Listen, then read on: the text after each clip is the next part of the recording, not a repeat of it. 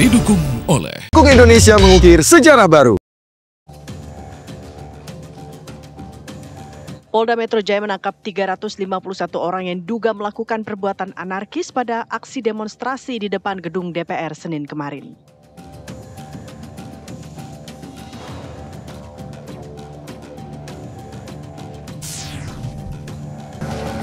Warga Dusun Nyur Lembang, Lombok Barat digegerkan dengan penemuan jasad dengan posisi leher terjerat yang ternyata merupakan anggota polisi Mapolsek Sekotong.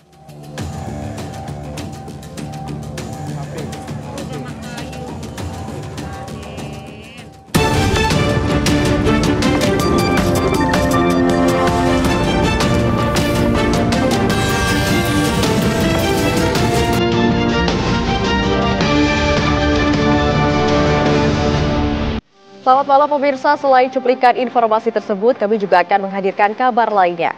Di antaranya Badan Penyelenggara Haji atau BPHJ resmi menjadi Kementerian Haji dan Umroh. Pengesahan itu menyusul disahkannya rancangan undang-undang tentang penyelenggaraan ibadah haji dan umroh menjadi undang-undang.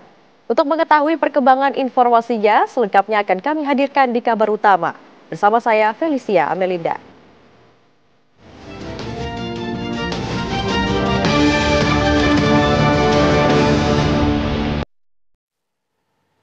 Kita awali informasi pertama pemirsa, kebakaran besar menghanguskan ribuan unit toko di pasar kota Payakumbuh, Sumatera Barat.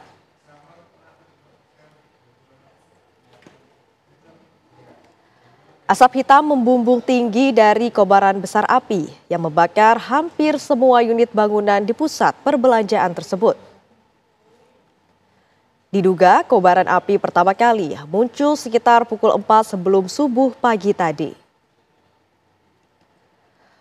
Kobaran api baru berhasil dipadamkan sekitar pukul 8 pagi setelah puluhan unit mobil pemadam kebakaran dikerahkan untuk menjinakkan si jago merah. Belum diketahui penyebab pasti maupun total kerugian atas insiden kebakaran ini.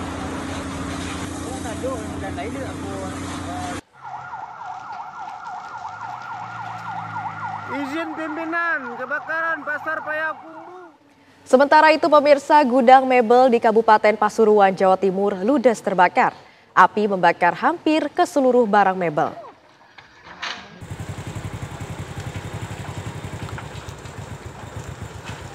Dari video amatir warga, api membakar gudang mebel di Desa Kebon Candi, Kecamatan Gondang Wetan, Kabupaten Pasuruan, Jawa Timur.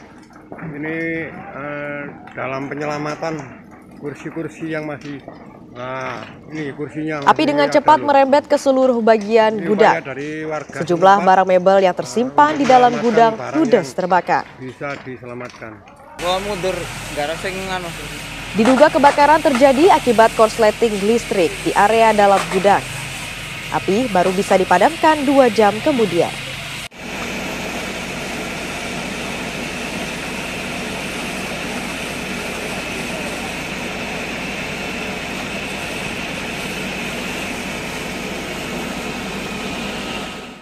Dua pencopet babak belur dihajar massa di tengah aksi unjuk rasa di Jalan Pejompongan Tanah Abang, Jakarta Pusat.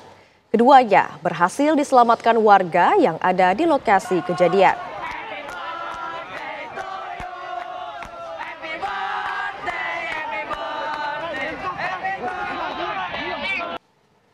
Nekat mencopet di tengah aksi unjuk rasa yang tengah ricuh Senin petang kemarin, salah satu pencopet telepon genggam babak belur dihajar massa. Aksi pelaku tertangkap basah oleh korban. Beruntung, sejumlah warga yang berada di lokasi berhasil menyelamatkan pelaku dan mengamankan ke petugas keamanan salah satu gedung. Warga menangkap 2 orang terduga pelaku pencopetan.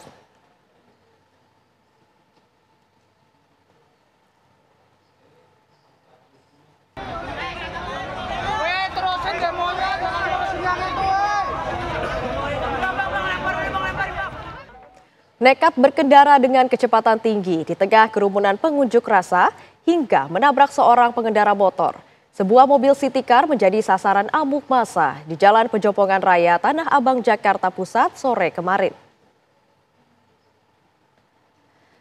Sebuah mobil city car melaju kencang hingga menabrak seorang pengendara motor di tengah kerumunan pengunjuk rasa di Jalan Pejompongan Raya Tanah Abang, Jakarta Pusat sore kemarin. Dalam video terlihat korban terlempar dari motor dan sempat tersangkut di bagian kap depan mobil hingga akhirnya terjatuh tersungkur. Massa yang melihat kejadian tersebut sontak mengejar mobil yang mencoba kabur.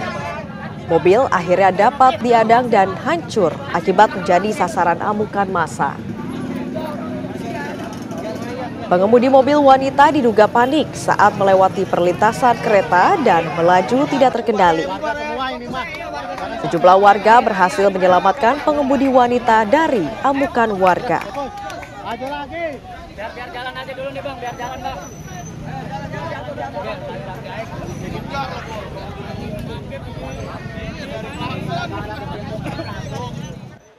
Pemirsa, Polda Metro Jaya menangkap 351 orang yang diduga melakukan perbuatan anarkis pada aksi demonstrasi di depan gedung DPR Senin kemarin. Dari 351 orang tersebut, 196 orang merupakan anak di bawah umur. Kami mengamankan setidaknya ada 351 orang. Ya, mereka secara masif diduga melakukan perusakan fasum, kemudian melempari pengendara di jalan tol, sehingga mengakibatkan membahayakan pengguna jalan, kemudian menyerang petugas. Ya, dari 350 orang yang diamankan, itu 155 diantaranya adalah dewasa, kemudian 196 lainnya adalah anak. Ya, anak ini adalah seseorang yang berusia di bawah 18 tahun. Ya pemirsa, apa perkembangan terbaru dari penangkapan ratusan orang pasca perbuatan anarkis pada unjuk rasa di depan gedung DPR Senin kemarin? Kita sudah bergabung dengan reporter TV One ada Herninda Febiola, langsung dari Polda Metro Jaya, Jakarta. Selamat malam Herninda, apakah masih ada pengunjuk rasa yang ditahan hingga malam hari ini? Silakan. Ya, selamat malam Felicia dan juga pemirsa. Terkait pengunjuk rasa yang diamankan di hari kemarin, ini Polda Metro Jaya pada hari ini telah memulangkan sekitar 196 orang anak yang melakukan aksi unjuk rasa tolak anggaran atau tunjangan DPR pada hari kemarin. Dari 99 anak ini diketahui bahwa mereka datang untuk melakukan aksi unjuk rasa berdasarkan undangan dari sosial media begitu. Selain 196 orang anak, ada juga sekitar 155 orang dewasa yang diamankan, sehingga total dari pengunjuk rasa yang diamankan di Polda Metro Jaya yakni sekitar 351 orang. Namun orang dewasa yang melakukan unjuk rasa tersebut masih belum dipulangkan karena masih dilakukan pemeriksaan lebih lanjut. Diketahui ada 7 orang dewasa yang pada saat dilakukan pemeriksaan tes urin ini hasilnya menunjukkan positif, yakni 6 diantaranya mengandung zat terkait sabu di urinnya dan juga 1 lainnya mengandung benzoat, sehingga 7 orang dewasa ini ditindaklanjuti oleh pihak Ditres Narkoba begitu. Sehingga mereka masih diamankan dan kami masih belum mendapatkan informasi kapan akan dipulangkan. Namun dalam hal pemulangan anak-anak yang melakukan aksi unjuk rasa kemarin, KPAI telah berkoordinasi dengan Polda Metro Jaya untuk memastikan kondisi anak-anak ini saat dipulangkan ataupun saat ditangkap kemarin ini sehat dan juga aman dan serta terjaga kondisinya begitu. KPAI tentunya menyesalkan tindakan dari anak-anak ini karena diketahui ada anak SMP yang bahkan mengenakan pakaian SMA agar bisa mengikuti aksi unjuk rasa begitu.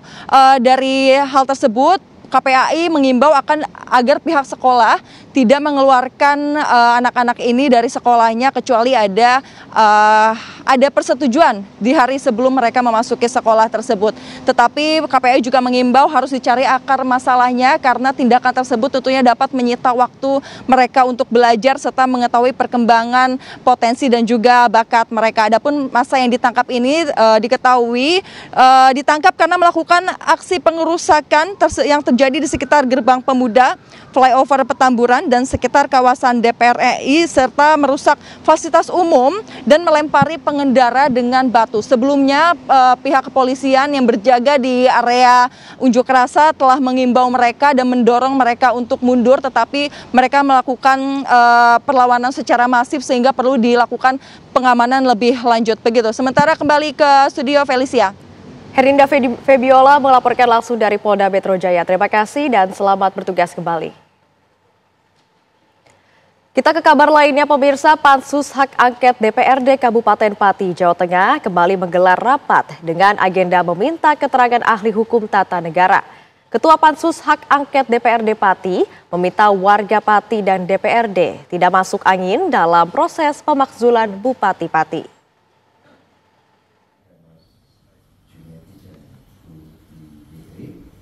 Panitia khusus Pansus Hak Angket DPRD Kabupaten Pati menghadirkan pakar hukum tata negara Bivitri Susanti dan Muhammad Junaidi.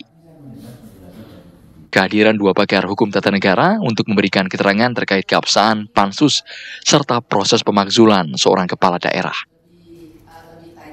Langkah ini dianggap penting agar Pansus memiliki dasar hukum yang kuat dalam upaya memakzulkan Bupati Pati Sudewo yang dinilai telah melanggar sumpah jabatan. Pakar hukum tata negara Bivitri Susanti menilai terbentuknya Pansus Pemakzulan Sudewo sudah sesuai aturan. Pembuatan peraturan Bupati soal PBB P2 tadi, apakah partisipatif atau tidak, itu sangat-sangat penting dan jadi dasar yang sangat kuat, karena aturan main soal partisipasi kalau di Undang-Undang Pemda itu jauh lebih detail daripada Undang-Undang tentang pembentukan peraturan perundang-undangan. Terus kedua, tadi juga ditanyakan dan saya setuju juga mengenai mutasi dan demosi yang dilakukan oleh Bupati yang ternyata tidak sesuai dengan peraturan perundang-undangan yang ada. Sementara itu, Ketua Pansus Hak Angket DPRD Pati, Teguh Bandang Waluyo, meminta semua pihak, khususnya warga Pati, tidak masuk angin dalam proses pemakzulan Bupati Pati. Secara umum teman-teman bisa menilai lah, masyarakat bisa menilai arahnya Pansus ini bagaimana, terus ke depannya bagaimana. Saya yakin teman-teman bisa menilai dan kami berharap masyarakat Pati terutama kawal kita, jangan sampai ada yang masuk angin. Pokoknya kawal Pansus ini, ya, jangan sampai kendor dan jangan sampai ninggalin kita.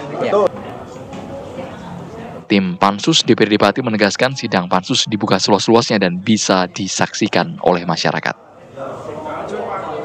Agenda Pansus berlanjut dengan mengonfirmasi keterangan mantan Kepala Inspektorat Lama dan Kepala Inspektorat saat ini.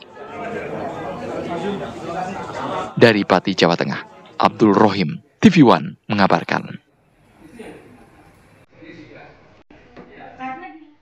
Pemirsa, warga digegerkan dengan penemuan jasad dengan posisi leher terjerat yang ternyata merupakan anggota polisi Mapolsek Sekotong, Lombok Barat, Nusa Tenggara Barat. Informasi selengkapnya usai jeda berikut. Anda kembali menyaksikan kabar utama. Pemirsa, setelah api berhasil dipadamkan, tim teknis Pertamina mengambil langkah lanjutan untuk mengamankan lokasi dan mencegah terulangnya kejadian serupa. Sejak Selasa pagi, tim telah memulai proses capping atau penutupan untuk menghentikan semburan minyak dan gas yang keluar dari lubang hasil pengeboran minyak ilegal tersebut. Penutupan sumur minyak ilegal ini menjadi langkah krusial untuk mencegah berbagai risiko. Teknik capping yang digunakan berfungsi untuk menghentikan aliran oksigen yang dapat memicu kebakaran. Selain itu, penutupan ini juga mencegah migrasi fluida agar tidak mencemari akuifer air tanah di sekitarnya. Pemasangan capping ini juga bertujuan untuk mengurangi emisi polutan seperti gas metana yang dapat membahayakan kesehatan masyarakat dan lingkungan. Dengan demikian, capping secara signifikan mengurangi risiko kebakaran dan polusi udara. Hingga saat ini, beberapa unit kendaraan pemadam kebakaran dan tangki air dari Damkar, BPBD Blora, serta Pertamina EP Cepufield masih bersiaga di lokasi. Petugas tetap berjaga untuk mensterilkan area dan melarang warga untuk mendekati lokasi sumur minyak ilegal tersebut demi keamanan bersama.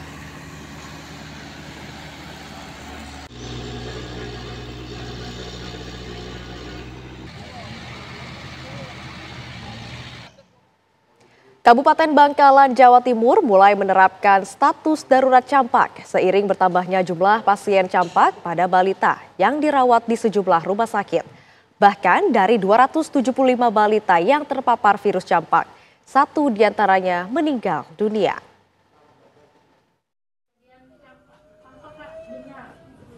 Sejak bulan Januari 2025, kasus campak yang diderita anak-anak di Bangkalan, Jawa Timur terus meningkat setiap bulan. Petugas RSUD Syamrabu, Bangkalan mencatat sejak Januari hingga Agustus 2025, terdapat 275 anak terpapar virus campak dan mereka berasal dari wilayah utara Bangkalan seperti Geger dan Kokop. Di RSUD ini pasien campak memang mengalami peningkatan yang signifikan ya untuk angka kejadiannya dibanding tahun-tahun lalu. Mulai bulan Januari sampai Agustus 2025 ini didapatkan 275 pasien campak dari berbagai macam usia, didominasi oleh balita bawah 5 tahun. Dokter menjelaskan 17 pasien campak yang dirawat di RSUD Syamrabu didominasi oleh anak di bawah usia 5 tahun. Mereka menderita demam tinggi disertai ruam merah di belakang telinga dan beberapa bagian wajah. Bahkan beberapa pasien campak yang menderita sesak nafas dirujuk ke Rumah Sakit Dr. Sutomo, Surabaya. Dari Bangkalan, Madura, Jawa Timur, Abdul Rahim, TV One mengabarkan. Pemirsa, warga Dusun Nyiur, Lembang, Lombok Barat digegerkan dengan penemuan mayat dengan posisi leher terjerat yang ternyata merupakan anggota polisi Mapolsek Sekotong.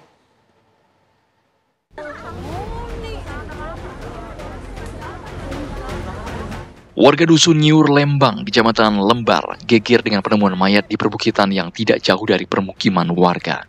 Saat ditemukan, jenazah korban dalam posisi terlentang di bawah pohon dengan kondisi leher terjerat tali. Wajah korban sudah menghitam dan tubuhnya terlihat sudah membengkak. Saksi mata kemudian melaporkan penemuan ke aparat desa setempat. Tim Inafis Mapolres Lombok Barat yang tiba di lokasi melakukan olah TKP dan menemukan sejumlah barang berharga milik korban. Masih tersimpan dalam kantong celana korban, seperti telepon genggam, jam tangan, serta kunci kendaraan bermotor. Kapolres Lombok Barat AKBP Yasmara Harahap membenarkan jenazah adalah anggota polisi berpangkat brigadir yang bertugas di Mapolsek Sekotong. Korban tinggal di permukiman tidak jauh dari tempat kejadian perkara. Setelah olah TKP, jenazah kemudian dibawa ke Rumah Sakit Bayangkara untuk proses pemeriksaan lebih lanjut. Indikasi kita lihat hasil observasi nanti seperti apa. Kalau memang itu ada indikasi kekerasan ataupun ada indikasi tanda-tanda kekerasan, kita akan dalami. Koordinasi dengan? Dan kita rapatkan, nanti kita gelarkan, kita mungkin ambil balik ke direktorat. Oh yang seperti apa? Ada luka. Oh ada luka, betul ada luka Pak Direk. Ya. Polisi juga melakukan penyidikan untuk mengungkap peristiwa di balik kematian anggota polisi itu. Dari Lombok Barat, Nusa Tenggara Barat, Herman Zuhdi, TV One mengabarkan. Pemirsa, seekor macan tutul masuk kantor desa Kutamandarakan, Kecamatan Maleber, Kabupaten Kuningan, Jawa Barat. Keberadaan hewan dilindungi ini menghebohkan warga sekitar yang ingin melihat macan tutul.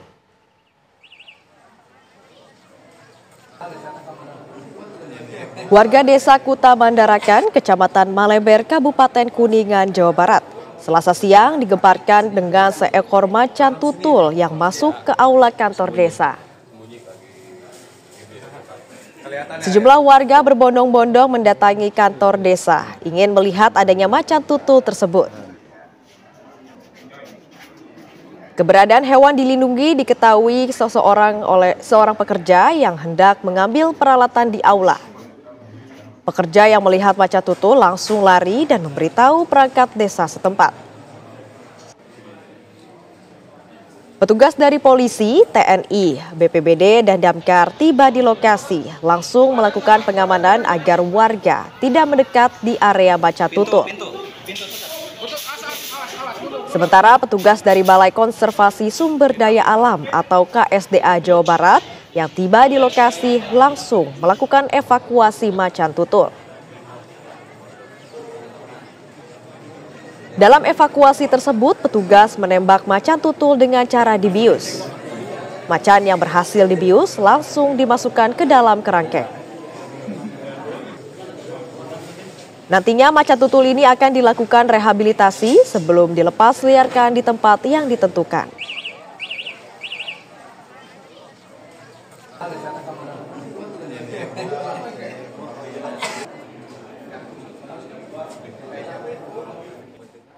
Pemirsa, Zionis Israel mulai melarang relawan medis masuk ke wilayah Gaza, Palestina. Informasi selengkapnya sesaat lagi. Sementara itu, pemirsa, Satgas Garuda Merah Putih II kembali memberangkatkan 26 personil untuk memperkuat misi bantuan kemanusiaan ke Gaza, Palestina.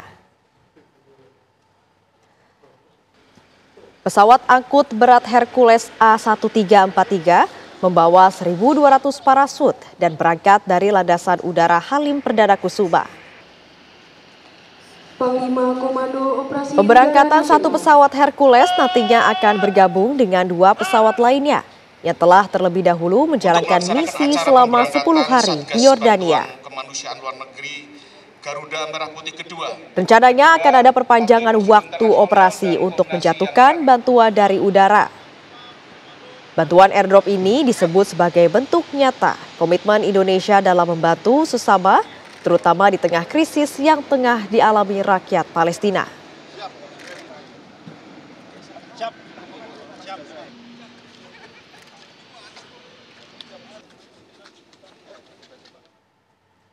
Ya pemirsa, untuk mengetahui informasi terbaru mengenai misi Satgas Garuda Merah Putih II yang menyalurkan bantuan kemanusiaan ke wilayah Gaza, Palestina melalui airdrop, kita sudah terhubung dengan reporter TV One ada Fahrial Nugraha dari Amman, Yordania. Fahrial, selamat malam waktu Jakarta. Bagaimana proses pemberian bantuan kemanusiaan ke Gaza, Palestina di sana? Silakan.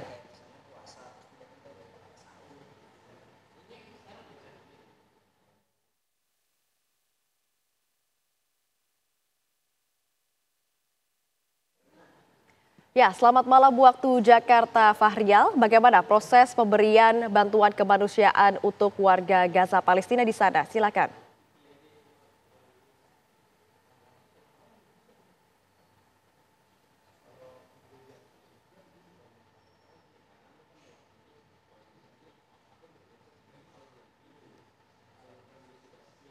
Ya pemirsa, tim Satgas Garuda Merah Putih II berhasil melampaui target utama dengan mendistribusikan bantuan kemanusiaan 81,7 ton ke warga Gaza, Palestina.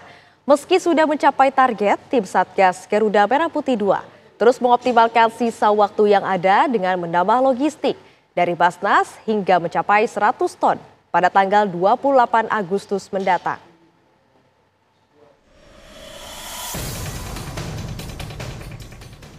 Satgas Garuda Merah Putih II kembali melanjutkan misi menyalurkan bantuan kemanusiaan ke wilayah Gaza, Palestina melalui airdrop. Penyaluran kali ini dilakukan 2 kali sorti penerbangan dengan jumlah bantuan yang disalurkan seberat 9,99 ton. Sehingga dengan demikian, jumlah bantuan logistik yang sudah didistribusikan ke warga Gaza melalui skema airdrop mencapai 81,7 ton. Jumlah ini sudah melampaui target utama yang ditetapkan tim Satgas yaitu 80 ton. Angka 80 ton ditetapkan sebagai target utama yang juga menjadi simbol perayaan Hari Ulang Tahun ke-80 Republik Indonesia. Komandan Satgas Garuda Merah Putih II, Kolonel Penerbang Puguh Yulianto menyatakan pencapaian ini tidak akan menghentikan misi yang sedang berjalan. Pihaknya akan terus melanjutkan penyaluran bantuan hingga masa operasi berakhir. Sampai dengan hari ini, alhamdulillah tadi kita melaksanakan penerbangan dengan 2 sorti dan kita tadi bisa alhamdulillah bisa mendrop kurang lebih 9,9 ton. Sehingga total dengan sampai hari ini sesuai dengan target kita 80 ton sudah tercapai, bahkan melebihi sekitar 81,7 ton.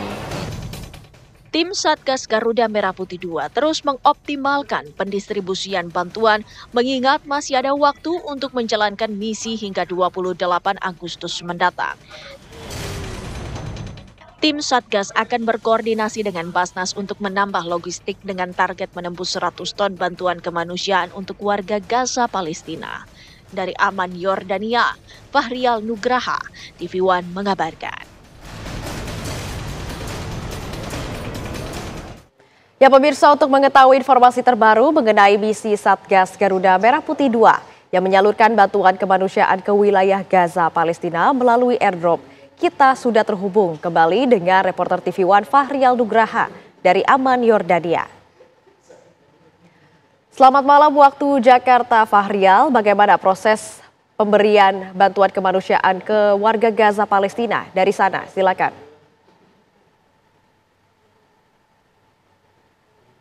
Baik, selamat sore waktu Jordania. Pada hari ini, Selasa 26 Agustus 2025, dapat kami kabarkan bahwa Indonesia telah menerjunkan total bantuan sebesar 91,4 ton paket logistik bantuan kemanusiaan untuk warga Palestina di Gaza. Sejak operasi perdana pada 17 Agustus lalu, Indonesia telah berhasil menerjunkan sebanyak 520 bandel paket logistik melalui 2 pesawat Hercules C-130 milik TNI Angkatan Udara. Dapat kami sampaikan pula, Komandan Satgas Garuda Merah Putih 2, Kolonel Penerbang Puguh Yulianto menyebut bahwa memang kondisi cuaca beberapa hari terakhir mengalami meski cuaca terakhir didominasi oleh awan tebal, namun hal itu tidak menghalangi untuk Satgas Garuda Merah Putih dapat dan mampu menerjunkan bantuan logistik tepat pada drop zone yang sudah ditentukan.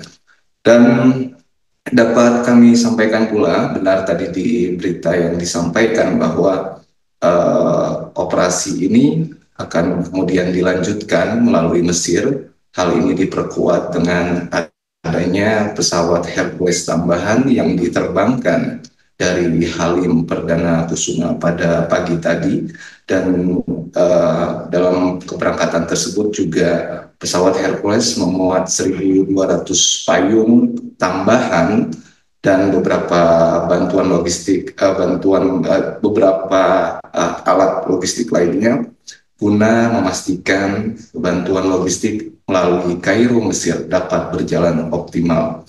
Dan esok pada tanggal 27 Agustus, tim Satgas juga masih akan melakukan penyaluran bantuan logistik ke Gaza, Palestina. Diharapkan bantuan logistik yang disalurkan dapat terus dijalankan hingga mencapai 100 ton lebih sampai batas waktu yang ditentukan.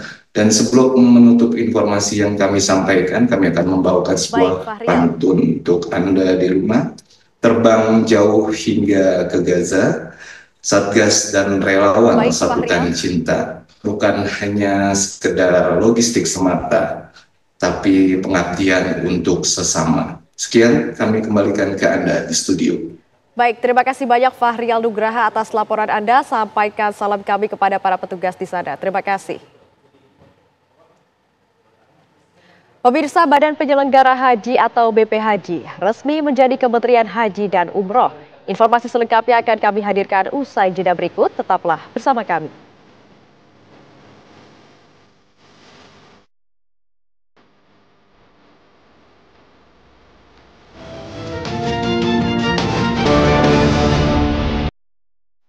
Terima kasih Anda masih menyaksikan kabar utama. Pemirsa, Badan Penyelenggara Haji atau BPHJ resmi menjadi Kementerian Haji dan Umroh. Pengesahan itu menyusul disahkannya rancangan undang-undang tentang penyelenggaraan ibadah haji dan umroh menjadi undang-undang.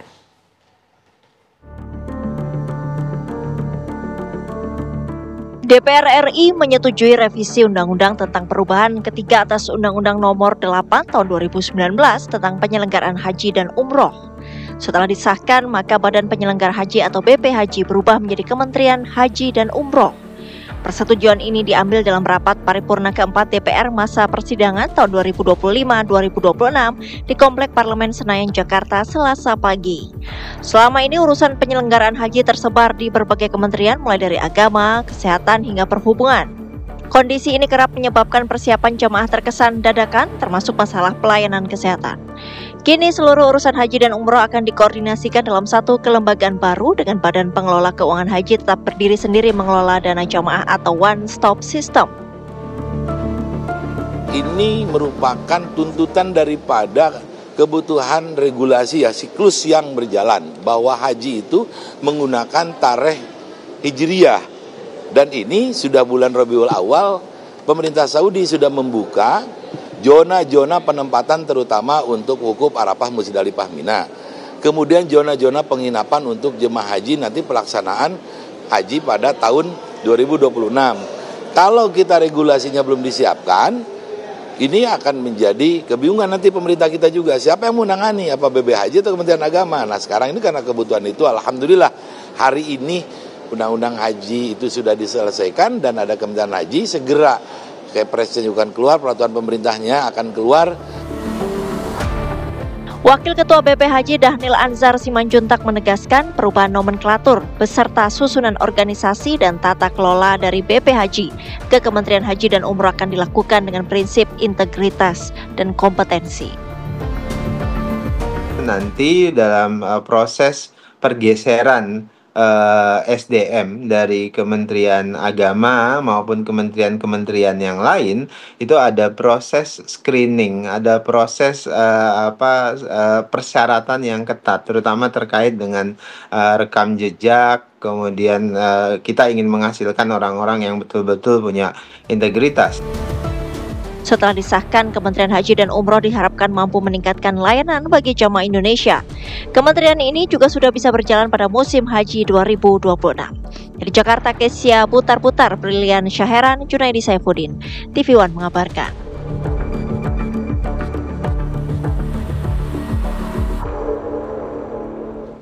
Beralih ke kabar lainnya, pemirsa, Ketua bersama Panitia Penyelenggara Penghargaan Ahmad Bakri ke-21 tahun 2025 melakukan syukuran menjelang malam penghargaan Ahmad Bakri ke-21 tahun 2025 yang akan digelar hari Rabu besok.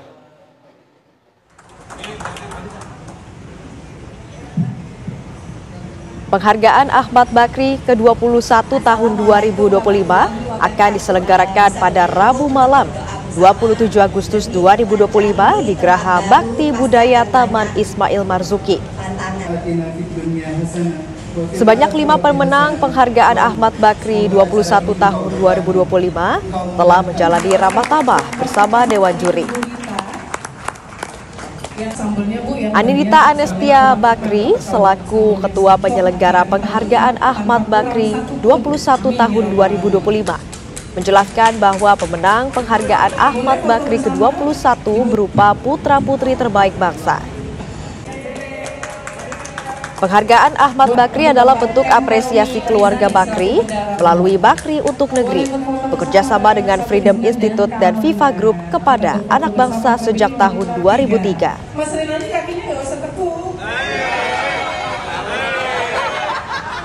Bakri ini adalah penghargaan tahunan, merupakan apresiasi dan penghormatan keluarga Bakri dan Bakri Group kepada putra-putri terbaik bangsa yang telah konsisten, berkontribusi nyata, dan berdampak besar bagi masyarakat dan bangsa Indonesia. Alhamdulillah kita telah mendapatkan 5 penerima penghargaan yang benar-benar luar biasa, dan kami berharap para penerima penghargaan semakin semangat, semakin mengembangkan bidangnya masing-masing, dan mudah-mudahan bisa melahirkan penerus-penerus dan berdampak lebih besar lagi bagi bangsa dan negara. Pemirsa, jangan kemana-mana, kabar utama akan segera kembali usai jeda berikut. Tetaplah bersama kami.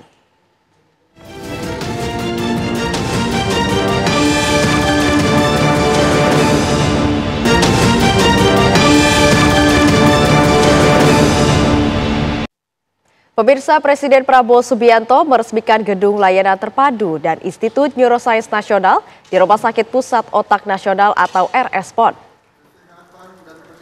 Acara peresmian yang berlangsung Selasa siang ini turut dihadiri juga oleh sejumlah pejabat negara di bidang kesehatan.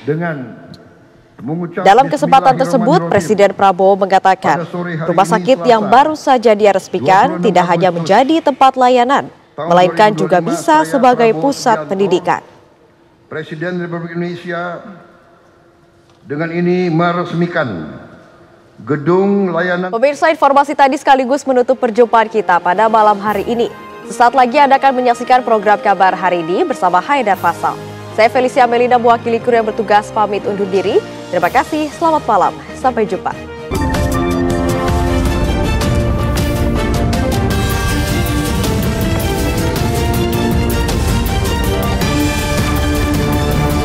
Didukung oleh Indonesia mengukir sejarah baru.